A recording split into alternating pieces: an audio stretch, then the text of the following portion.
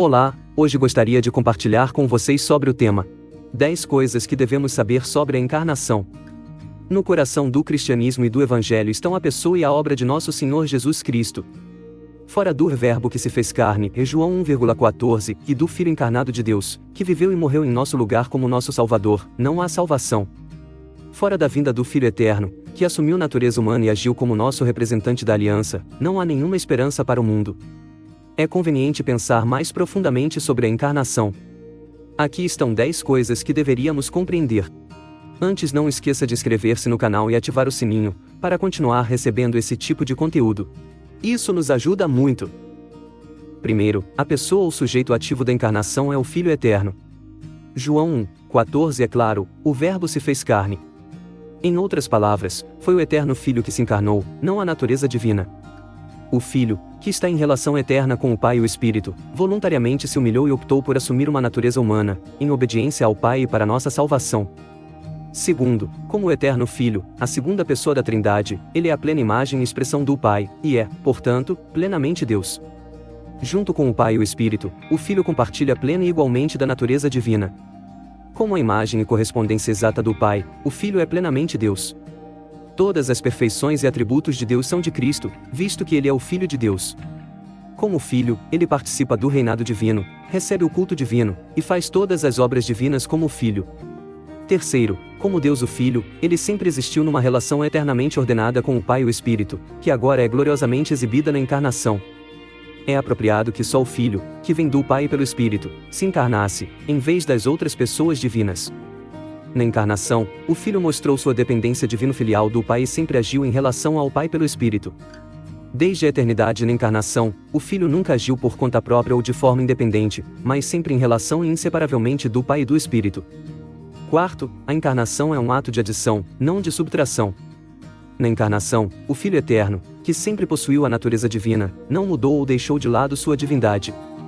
Em vez disso, ele adicionou para si mesmo uma segunda natureza, ou seja, uma natureza humana que consiste em um corpo humano e alma.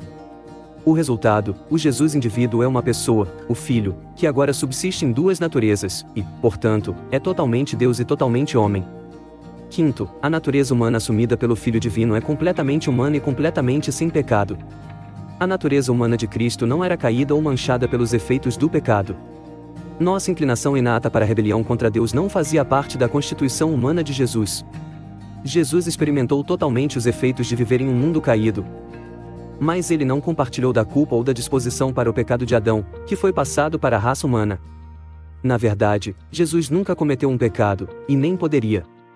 Embora ele tenha sido tentado tal como nós, obedeceu perfeitamente a seu Pai, até a morte, como nosso mediador da aliança, realizando assim a nossa salvação como o homem Jesus Cristo. Sexto, a concepção virginal foi o meio glorioso pelo qual a encarnação ocorreu. A encarnação foi completamente sobrenatural, e foi uma demonstração da iniciativa soberana e graciosa do nosso Deus triuno para redimir o seu povo. A concepção virginal foi o tempo e o meio pela qual o Filho divino acrescentou para si mesmo uma natureza humana.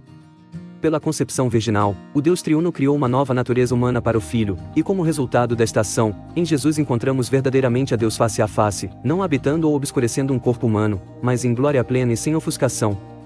Embora vejamos a Jesus como um homem, ele é muito mais, ele é o Senhor, o Filho divino que se humilha e encobre sua glória, tornando-se um conosco. Sétimo, desde a concepção, o Filho limitou sua vida divina de tal forma que ele não excedeu as limitações de sua natureza humana.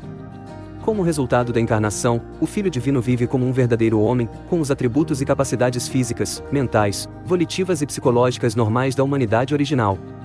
Como Filho encarnado, ele vivenciou as maravilhas e as fraquezas de uma vida completamente humana. Ele cresceu em sabedoria e estatura física, vivenciou lágrimas e alegrias, e foi posto à morte e vivenciou uma ressurreição gloriosa para a salvação de seu povo. Oitavo, mas o Filho não se limitou somente à sua natureza humana, uma vez que continuou a agir por e através de sua natureza divina. Esta verdade é melhor demonstrada pelo Filho encarnado continuar a sustentar o universo, ao lado de outras ações divinas de Cristo durante sua vida e ministério. Em Cristo, há duas naturezas que permanecem distintas e retêm seus próprios atributos e integridade, mas o Filho é capaz de agir através de ambas as naturezas. Por esta razão, o Filho não está completamente delimitado por sua natureza humana, ele também é capaz de atuar fora dela em sua natureza divina.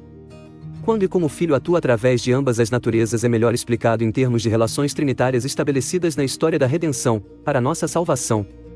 O Filho, que sempre agiu inseparavelmente do Pai pelo Espírito, continua a fazê-lo, mas agora como Filho obediente agindo como nosso representante e substituto da aliança. Na encarnação, nem a divindade, nem a humanidade do Filho são diminuídas. 9. Ao assumir nossa natureza humana, o Filho tornou-se o primeiro homem da nova criação, o nosso grande mediador e o cabeça da nova aliança. Como Filho encarnado, nosso Senhor Jesus Cristo, em sua vida, morte e ressurreição, inverte o trabalho do primeiro Adão e avança como o último Adão, nosso grande pioneiro e defensor. Como resultado da encarnação, o Filho de Deus se torna perfeitamente qualificado para atender todas as nossas necessidades, especialmente a de perdão de pecados. 10. O Deus Filho encarnado é absolutamente único, e somente Ele é Senhor e Salvador. Jesus está numa categoria única. Considerando quem Deus é, em toda a sua glória e perfeição moral, e o que é o pecado diante de Deus, fora da encarnação do Filho e toda a sua obra por nós, não há salvação. Como Filho divino, só Ele satisfaz a sentença de Deus contra nós e a demanda de Deus por perfeita obediência. Como Filho encarnado, só Ele pode se identificar conosco como nosso representante e substituto. Nossa esperança de salvação para o pagamento do nosso pecado e nossa restauração completa como portadores da imagem de Deus só é realizada em Jesus Cristo, nosso Senhor. Gostou do vídeo? Não esqueça de curtir, compartilhar e deixar seu comentário abaixo. Deus abençoe.